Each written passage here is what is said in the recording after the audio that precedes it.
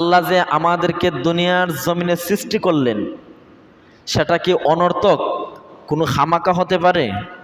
আওয়াজ দিয়ে কোন আল্লাহ কি আমাদেরকে খামাকা দুনিয়ার জমিনে পাঠাইছেন? না, অবশ্যই আল্লাহর একটা ইচ্ছা আছে, আল্লাহর কোন একটি মনোবেশন আছে বান্দাকে কেন দুনিয়ার জমিনে আল্লাহ পাঠাইবেন। যেমন আমরা সর্বপ্রথম আমরা দেখি আসি আল্লাহ কেন দুনিয়ার জমিনে আমাদেরকে পাঠাইলেন। আল্লাহ সুবহানাহু ওয়া তাআলা বলেন, আফা হাসিবতুম আন্নামা খালাকনাকুম আবাসাও ওয়া আন্নাকুম ইলাইনা লা তুরজাউন। ঈমান থেকে আওয়াজ দিয়ে বলে আল্লাহু আকবার। আল্লাহ বলেন, আফা হাসিবতুম আন্নামা খালাকনাকুম আবাসাও ওয়া আন্নাকুম ইলাইনা লা তুরজাউন। তোমরা বান্দাগণ কি মনে করতেছো যে আমি তোমাদেরকে অনর্থক সৃষ্টি করেছি? আল্লাহ বলতেছেন, হে বান্দারা আমার, তোমরা কি ভাবতেছো, তোমরা কি মনে করতেছো যে আমি আল্লাহ তোমাদেরকে খামাকা দুনিয়ার জমিনে সৃষ্টি করেছি? আল্লাহ আবারও বলেন, তোমরা আমার কাছে তোমরা আমার কাছে আসবে না, তোমরা এমনটাও মনে করবা না। আল্লাহু আকবার বলবেন না? আল্লাহ প্রথমে বলতেছেন, বান্দা তোমাকে যে আমি দুনিয়ার জমিনে পাঠাইলাম, দুনিয়ার জমিনে যে আমি আল্লাহ তোমাকে সৃষ্টি করে বান্দা হিসেবে পাঠাইলাম, তুমি কি সেটা তোমার কাছে অনর্থক মনে করো? আর আবার কি তুমি সেটাও ভাবো যে তোমাকে দুনিয়ার জমিনে আমি পাঠাইয়া দিছি, আমি আল্লাহর কাছে আর আসবা না, সেটা কি তুমি মনে করো? কিন্তু আমি মনে করি এই পৃথিবীর জমিনের আল্লাহর কিছু নাফরমান বান্দারা সেটা মনে করে। দেখবেন এত আল্লাহ বিরু কথা শোনানো হয়, আল্লাহর মহব্বতের এত এত কথা তাদেরকে শোনানো হয়, তারপরে কেউ ওরা আল্লাহর কুদরতি পায়ের প্রতি ঝুঁকে পড়ে, আল্লাহর কদমের প্রতি ওরা ঝুঁকে পড়ে, সেজদায় পড়ে। দেখবেন ওদের চলাফেরা দেখলে আপনি মনে করবেন ওরা হয়তো দুনিয়ার জমিনে একমাত্র বাদশাহী, ওরা হয়তো দুনিয়ার জমিনে একমাত্র ক্ষমতাবান, তাদের চলাফেরা বোঝা যাবে। কিন্তু আল্লাহ কি বলেন, বান্দা আমি তোমাকে সৃষ্টি করেছি, তুমি সেটাকে অনর্থক মনে করো না। আরে বান্দা তোমাকে সৃষ্টি করেছি ভালো কথা, আবার তুমি সেটাও ভেবো না যে তুমি আমি আল্লাহর কাছে আর আসবা না। সমস্যার কণ্ঠে ঈমান থেকে আওয়াজ দিয়ে বলতে হবে, এই দুনিয়ার জমিনের সফর শেষ করে আমরা একদিন কার কাছে যেতে হবে? আল্লাহর কাছে যেতে হবে। আর যদি কেউ মনে করে যে আল্লাহর কাছে আর যাব না, দুনিয়ার জমিনে আসছি তো আইসা গেছি, আপনি আমি তো মেয়ে সাধারণ মানুষ, নবীর আল্লাহর সবচাইতে প্রিয় যারা ছিলেন নবীগণ, ওনার পর্যন্ত দুনিয়ার জমিনে চিরস্থায়ী থাকেন নাই, আর আপনি আমি তো সাধারণ আল্লাহর বান্দা। এই আয়াতের পরে আল্লাহ রাব্বুল আলামিন আরো একটি আয়াতে কারিমার মধ্যে বলেন, وَمَا خَلَقْنَا السَّمَاءَ وَالْأَرْضَ وَمَا بَيْنَهُمَا بَاطِلًا। আল্লাহু আকবার।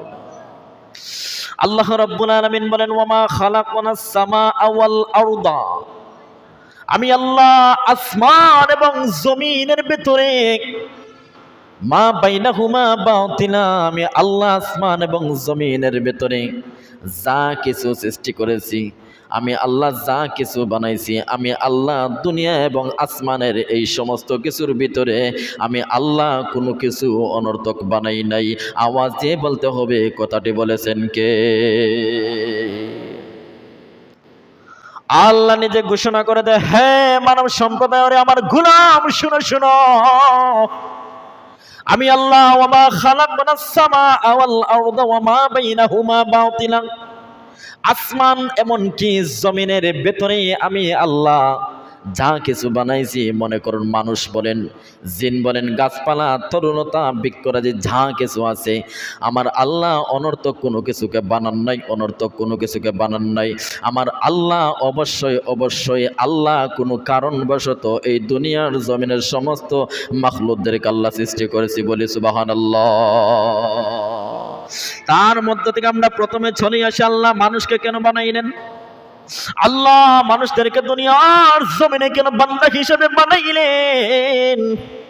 আল্লাহ রাব্বুল আলামিন কোরআনের মধ্যে আবার নিজে বয়ান করতেছেন। আল্লাহ বলেন, ইয়া আইয়ুহান নাসু উবুদু ربكم الذي خلقكم والذين من قبلكم لعلكم تتقون الله أكبر আল্লাহ রাব্বুল আলামিন বলেন ইয়া আইয়ুহান নাস ওই জায়গার মধ্যে আল্লাহ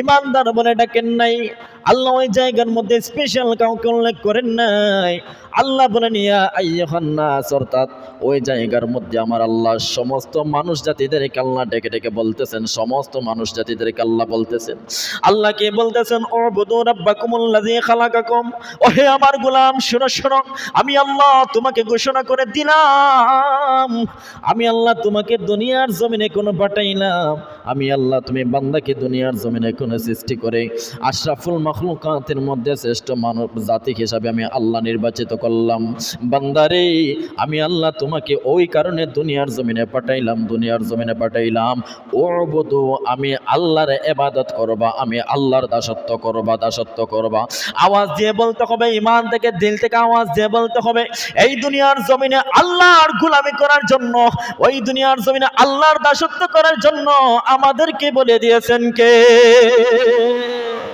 আল্লাহ রাব্বুল আলামিন বলেন ওই দুনিয়ার জমিনে আমি আমার গোলামির জন্য তোমাকে পাঠাইলাম আমি আল্লাহর গোলামি করবা আমি আল্লাহর দাসত্ব করবা এর জন্য পাঠাইলাম আবার আমরা অপর পক্ষে দেখা যায় অন্য আয়াতের মধ্যে গিয়ে দেখলাম আল্লাহ বলেন এই দুনিয়ার জমিনে আদম জাতি অর্থাৎ ইনসান এবং জিন জাতিকে আমি আল্লাহ লিয়াবুদুন আমি আল্লাহর ইবাদতের জন্য পাঠাইলাম বলে সুবহানাল্লাহ আল্লাহ রাব্বুল আলামিন বলেন وما خلقت الجن والإنس إلا ليعبدون الله رب العالمين বলেন وما خلقت الجن والإنس আমি আল্লাহ মানুষ এবং জিন জাতিদেরকে কেন দুনিয়ার জমিনে সৃষ্টি করলাম আমি আল্লাহ মানুষ এবং জিন জাতিদেরকে কোন দুনিয়ার জমিনে পাঠাইলাম ইল্লা লিয়াবুদুন একমাত্র আমি আল্লাহর ইবাদত বندگির জন্য আওয়াজ দিয়ে বলে সুবহানাল্লাহ মুফাসসিরিনে কেরামগণ এই আয়াতের তাফসীর বলেন লিয়াবুদুন এর তাফসীর হলো লিয়ারিফুন লিয়াবুদুনের তাফসীর হলো লিয়ারিফুন এই লিয়ারিফুনের তাফসীর অর্থাৎ হলো আল্লাহকে চেনার জন্য আল্লাহ আমাদেরকে পাঠিয়েছেন সুবহানাল্লাহ বলবেন না আওয়াজে বলবেন না সুবহানাল্লাহ লিয়াবুদুনের তাফসীর হলো লিয়ারিফুন আল্লাহকে আমরা এই দুনিয়ার জমিনে চেনার জন্য জানার জন্য আমার আল্লাহ আমাদেরকে দুনিয়ার জমিনে পাঠিয়েছে এখন আমরা কয়জন আল্লাহকে চেনার চেষ্টা করি কয়জন আল্লাহ প্রসঙ্গে আমরা জানার চেষ্টা করি আমরা তো সেই পথ থেকে একটু দূরভীত হয়ে যাচ্ছি আমরা তো সেই পথ থেকে একটু দূরে সরে আছি আমরা তো আল্লাহমুখী হচ্ছি না আমরা তো আল্লাহর দাসত্বের দিকে ধাবিত হচ্ছি না কিন্তু আল্লাহ বলে বান্দা আমি তো তোমাকে দুনিয়ার জমিনে পাঠাইছি রে বান্দা আমার একটা মাত্র স্বার্থ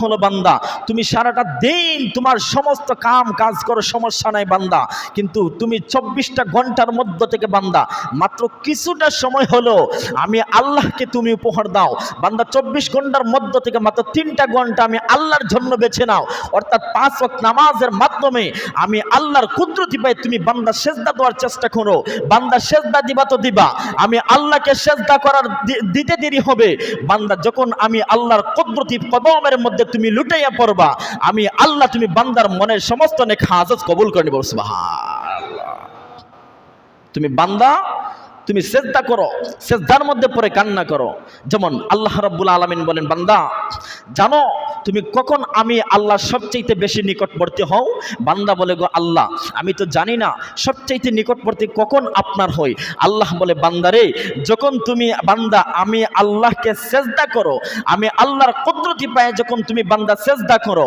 তখন তুমি বান্দা এবং আমি আল্লাহর মাঝখানে কোনো পর্দা থাকে না সরাসরি তুমি আমার সঙ্গে কথা বলো সুবহানাল্লাহ দেখছেন আল্লাহ কি বলতেছেন? কিন্তু আমরা তো সেজদা থেকে ভাই গাফিল, আমরা তো আল্লাহর গুলামি থেকে গাফিল। আপনি আমি তো আল্লাহর গুলামি থেকে দূরে সরে গেছি। আপনি আমি তো আল্লাহর গুলামি করার প্রতি মন মানসিকতা আসে না। আপনি আমি যে আল্লাহকে খুশি করব, আল্লাহকে খুশি করে যে আপনি আমি জান্নাতবাসী হব, সেটা তো একটাবার আমরা ভাবি না। এমনি তো আমরা সবাই বলি যে আমরা জান্নাতে যেতে চাই, জান্নাতে যেতে চাই, জাহান্নামের কঠিন উত্তপ্ত আগুন থেকে বাঁচতে চাই, এটা সবাই কিন্তু বুঝে, সবাই কিন্তু মানে। কিন্তু যখন মসজিদ থেকে বান্দা বের হয়ে যায়, তখন দেখা যায় বান্দা আল্লাহকে ভুলে গিয়ে শয়তানের দাসত্ব করে। 5 ওয়াক্ত মসজিদ সাহেব মাইকের মধ্যে আল্লাহ সিজদা করার জন্য আহ্বান করেন, বান্দা তখন আল্লাহকে সিজদা করতে আসে না। বান্দা তখন দুনিয়াবীর সমস্ত কিছুর মধ্যে লিপ্ত হয়ে যায়, বান্দা আল্লাহকে ভুলে যায়। আল্লাহ বান্দাকে বারবার ডেকে ডেকে বলে, বান্দা আয় রে বান্দা, আমার কাছে আয়। বান্দা জীবনের যা দুঃখ আছে আমি আল্লাহর কাছে এসে বল। বান্দা যা কিছু চাওয়ার আছে আমি আল্লাহর কাছে বল। বান্দা তুই আমার কাছে চা। বান্দা তুই যদি বেশি পেরেশানির মধ্যে থাকিস, বান্দা বেশি কষ্টের মধ্যে যদি থাকিস, আমি আল্লাহর কাছে তুই শেষ রাত্রিতে উঠে তাহাজ্জুদের মধ্যে নামাজের মধ্যে দাঁড়াইয়া তাহাজ্জুদের নামাজ শেষ করে আমি আল্লাহর কাছে চা। আমি আল্লাহ একদম শেষ আসমানে এসে বলি, বান্দা কে কোথায় আছিস আমার কাছে চা।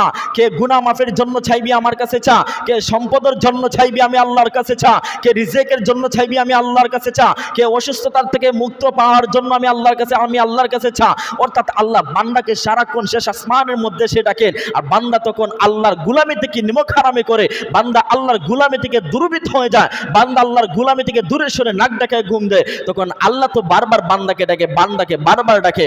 বান্দা যদি তখন আল্লাহকে ডাকার মতো ডাকতে পারে, উচ্চ আওয়াজে বলতে হবে, আমার আল্লাহ বান্দার ডাকে সাড়া দিতে পারে কি পারে না?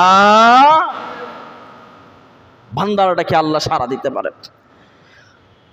এর জন্য সম্মানিত প্রেক্ষক লক্ষ্য করুন, এই দুনিয়ার জমিনে আল্লাহ আমাদেরকে পাঠাইছেন আল্লাহর গোলামি করার জন্য, আল্লাহর দাসত্ব করার জন্য, আল্লাহর যত গুণগান আছে তা কিছু করার জন্য। আল্লাহ রাব্বুল আলামিন বলেন, হ্যাঁ বান্দা আমার, জানো নেই কতদিন যাবত আমি আল্লাহর গোলামি করবা, আমি আল্লাহর ইবাদত বন্দেগী করবা। বান্দা প্রশ্ন করে, ওগো আল্লাহ, কতদিন আপনার গোলামি করব, কতদিন আপনার দাসত্ব করব, কতদিন আপনার গোলামি করব? আল্লাহ রাব্বুল আলামিন বলেন, ওয়া'বুদ রাব্বাকা হাত্তা ইয়াতিয়াকাল ইয়াকিন। আল্লাহু আকবার। আল্লাহর কাছে বান্দা প্রশ্ন করলো, ওগো আল্লাহ, কতদিন যাবত আপনার গোলামি আমরা করব, কতদিন আপনার দাসত্ব করব? আল্লাহ বলেন, ওয়া'বুদ রাব্বাকা হাত্তা ইয়াতিয়াকাল ইয়াকিন, মরণ আসা পর্যন্ত তুমি আমি আল্লাহর ইবাদত বন্দেগী করবে। আওয়াজ দিয়ে বলতে হবে, আমরা যখন বালিগ হয়ে যায়, বালিগ থেকে নিয়ে মরণের আগ পর্যন্ত আল্লাহর গোলামি করব। আমাদেরকে ঘোষণা করে দিয়েছেন কে? আল্লাহ নিজে বলে দিচ্ছেন, মরণের আগ পর্যন্ত আমি আল্লাহর গোলামি করব।